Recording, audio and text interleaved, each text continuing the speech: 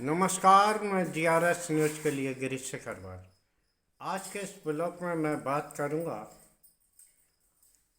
भारतीय सेना के विजय दिवस की। वह विजय दिवस जिसने न सिर्फ 16 दिसंबर 1971 को पाकिस्तान के दो टुकड़े किए और एक नया विश्व में एक नया देश बांग्लादेश के रूप में आया।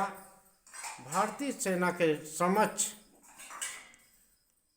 पाकिस्तान के 90,000 से अधिक सैनिकों ने आत्मसमर्पण किया और समझौता किया। निश्चित तौर पर ये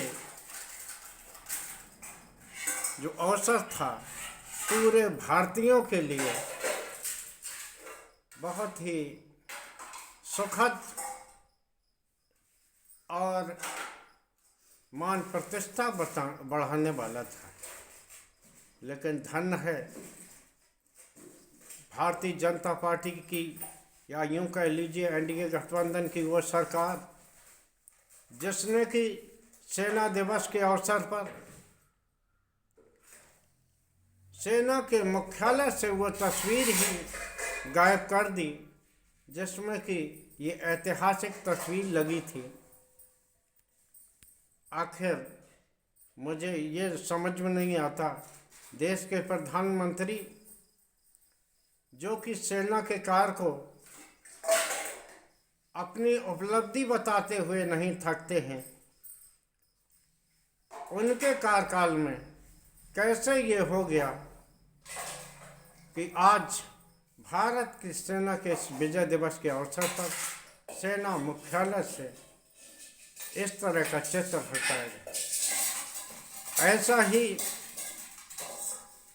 हम लोगों को तब तकलीफ होती है जो लोग दिल्ली के इंडिया गेट पर एक अमर जवान ज्योत जला करती थी, सभी लोगों को याद होगा। लेकिन बीच में यह ज्योत बंद कर दी गई। मैंने जब जानकारी ली तब यह बताया गया इस ज्योति को एक सैनिक फाउंडेशन बना के वहाँ संग्रहालय में स्थापित कर दिया गया है। वो इंडिया गेट पर आने वाले जहाँ की वीर जवानों के उस गेट पर वीर जवानों के नाम अंकित हैं। पूरे देश के जवानों के बलिदानियों के वहाँ नाम अंकित हैं। वहाँ जब अमर जवान ज्योत जलती थी उस ज्योति को देख कर ही निश्चित तौर पर पूरे देश के वासियों को जो दिल्ली में आते हैं उन्हें एक गर्व का एहसास होता था। लेकिन धन्य है केंद्र सरकार जिसने कि वो ज्योति भी स्थापित कर दी। और कल का ये जो अवसर रहा जिसमें कि न पूरे देश को गर्व है, इसको लेकर भी सदन में सवाल उठाए गए। कांग्रेस की राष्ट्रीय महासचिव सांसद प्रियंका गांधी वाड्रा ने अपने उद्बोधन में इस बात को इंगित किया कि आखिर सेना दिवस विजय दिवस के अवसर पर भारतीय सेना की ये उपलब्धि को आखिर खारिज क्यों कर दिया। निश्चित तौर पर भारत सरकार इस बारे में जानकारी कर ले कि आखिर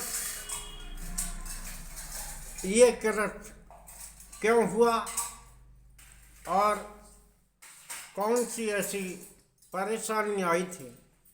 क्या केंद्र सरकार जो कि कांग्रेस की उपलब्धियों को हल्का करके बताती रहती है, तो क्या वो इस इतिहास को भी अब मिटाना चाहती है। जो भी इतिहास रहा हो, सेना ने कोई कार्रवाई की हो या किसी ने कोई कार्रवाई की हो, निश्चित तौर पर वो इतिहास किसी पार्टी का नहीं होता है, वो इतिहास एक देश का होता है और देश के लोग इस बारे में गौरवान्वित महसूस करते हैं खुद। लेकिन भारतीय जनता पार्टी जो छोटी से छोटी उपलब्धियों को अपने नाम करना चाहती है और इतिहास जो कि अन्य प्रधानमंत्रियों ने अपने कार्यकाल में किया, चाहे वो अटल जी की सरकार रही हो या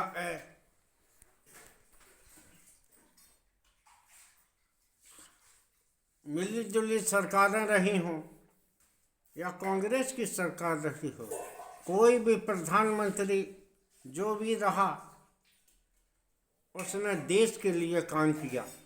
ये अलग हो सकता है कि उन प्रधानमंत्रियों ने कुछ ने काम कम कर पाए होंगे, कुछ लोगों ने ज़्यादा कर पाए होंगे, लेकिन ऐसा कभी नहीं हुआ कि किसी भी प्रधानमंत्री ने कोई काम न किया हो। जैसा कि देश के प्रधानमंत्री अक्सर ये बताते रहते हैं कि 70 सालों में कांग्रेस ने क्या किया। हमारा ब्लॉग बनाने का मकसद ये नहीं था कि हम उन्हीं बातों को बताकर आपका समय नष्ट करें, लेकिन बांग्लादेश की भी चर्चा यहाँ ज़रूरी है। वो बांग्लादेश जिसका निर्माता भारत देश रहा, भारतीय सेना ने अपने त्याग और पराक्रम से जिस प्रकार से देश को बांग्लादेश को बनाने में अपने प्राणों का उत्सर्ग किया, उन जवानों को भी याद करने का कल समय था। और बांग्लादेश में आज कौन सी परिस्थिति बन गई कि वहाँ रह रहे हिंदू और अन्य अल्पसंख्यक लोग बांग्लादेशियों के निशाने पर। आखिर अपनी ताकत पर सरकार कर क्या रही है?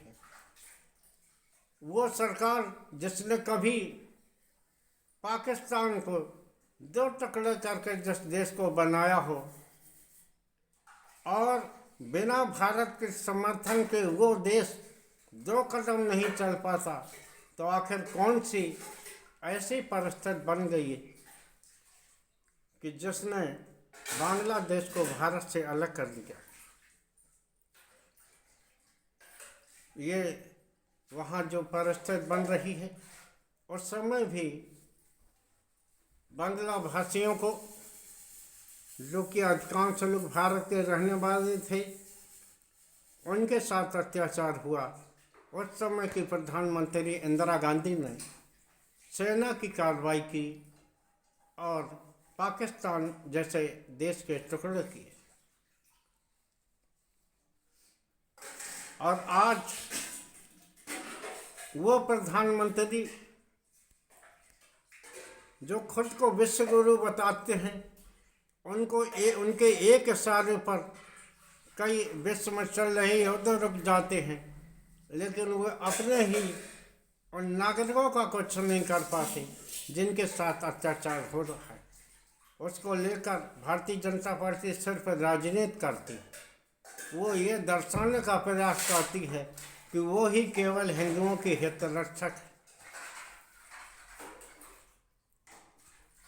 पहले की सरकार न रही, जैसी भी जो परिस्थिति बनी, सभी प्रधानमंत्री, चाहे उनका कार्यकाल 1 साल का रहा हो, 2 साल का रहा हो या महीनों का रहा हो, लेकिन उन्होंने जो भी काम किए हैं भारत के प्रधानमंत्री के नाते किए हैं। लेकिन आज सदन में इंदिरा गांधी के इस बांग्लादेश के कृत्य को भी झुठलाने का काम किया। भाजपा के एक सांसद ने, बड़बोले सांसद कहूँगा, निशिकांत दुबे, जिसने कि रक्षा मंत्री जगजीवन राम को इसका श्रेय देने की बात का, जो भी कार्रवाई होती है आप भले ही को छोड़ जाता हो, लेकिन देश के जो सत्ताधीश होते हैं उनके नेतृत्व में भी ये काम किया जाता है। लेकिन उन्होंने ये जताने का काम किया कि इंदिरा गांधी ने कुछ नहीं किया, वह तत्कालीन रक्षा मंत्री जगजीवन राम ने सब काम किया था। आप सभी लोग जानते हैं कि कोई भी युद्ध हो, सैनिक ही लड़ाई लड़ता है, लेकिन उसका श्रेय एवं दायित्व सेनाध्यक्ष को मिलता है, नीति निर्धारकों को मिलता है, और उसका नुकसान भी उन्हीं लोगों को झेलना पड़ता है। खैर, लेकिन जो इस संबंध में बांग्लादेश को लेकर जो भारतीय जनता पार्टी की नीति है, मोदी सरकार की नीति है, वो निश्चित तौर पर उसकी जितनी भी आलोचना की जाए कम है। वो सिर्फ ये बात तो करती है किस प्रकार वहाँ से हिंदुओं को परेशान किया जा रहा है, लेकिन आखिर इस पर कोई कड़ी कार्रवाई क्यों नहीं करती। जिस प्रकार की कड़ी कार्रवाई इंदिरा गांधी ने उस समय की, उस समय भी विश्व की अधिकांश शक्तियाँ रूस को छोड़कर सभी उनके खिलाफ थे। इसके बावजूद उन्होंने अपनी सेना को भेजकर कार्रवाई की और बांग्लादेश का निर्माण हुआ। बांग्लादेश सरकार से अल्पसंख्यकों पर हो रहे अत्याचार को लेकर केंद्र सरकार को बातचीत करना चाहिए और इस प्रकार के कृत्य नहीं करना चाहिए। ये लेकर तो यही बात फिर से साबित होती है कि बीजेपी के ही एक महिला सांसद ने ये कहा था कि असली आज़ादी 2014 के बाद आई, यानी कि मोदी के सत्ता में आने के बाद ही आई है। हो सकता है भारतीय जनता पार्टी भी उसी रणनीति पर चल रही हो। उसके सामने ना तो अब कोई विजय दिवस है, ना 1965 की लड़ाई है। उसके सामने 2014 के बाद ही जो काम हुए हैं वही देश के लिए किए गए हैं, और जो होता रहा है संभवतः उसे देश के इतिहास से मिटाने की कोशिश हो रही है। सेना मुख्यालय से बांग्लादेश के शौर्य की ये गाथा को मिटाने की संभवतः यही कोशिश है। आपके ब्लॉग में बस इतना ही। जय हिंद, जय भारत।